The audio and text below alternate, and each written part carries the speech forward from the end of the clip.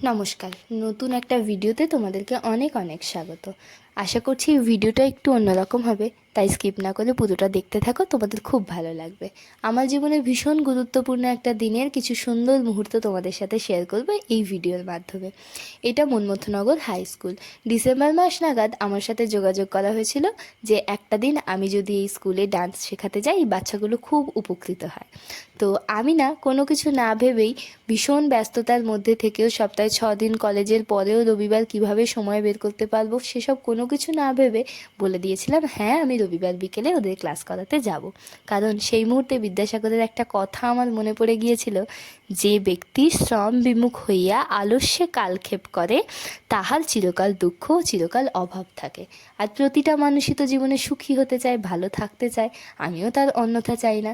তাই হাজার কষ্ট করে হলেও চেয়েছিলাম নিজের পায়ে দাঁড়াতে, আর এই ছোট্ট ছোট্ট বাচ্চাগুলোকে অ্যাটলিস্ট এইটুকুনি শিখিয়ে দিতে যে কিভাবে তোমরা নিজের পায়ে দাঁড়াবে।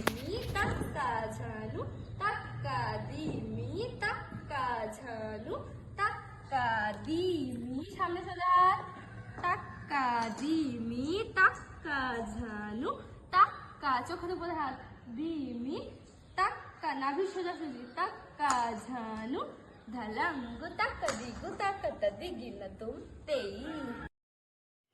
কি জানো তো, পরিশ্রম না কখনো কারোর সাথে বেইমানি করতে পারে না। তাই আমি চেষ্টা করি আমার যত কষ্টই হোক না কেন, হাজার পরিশ্রম করেও নিজেকে ভালো রাখার, সুস্থ রাখার, স্বাভাবিক রাখার, যাতে আমার পরিশ্রম আরও 10টা মানুষকে শেখায় যে কিভাবে কষ্ট করে হলেও নিজেকে সঠিক পথে সঠিকভাবে চালনা করতে হয়।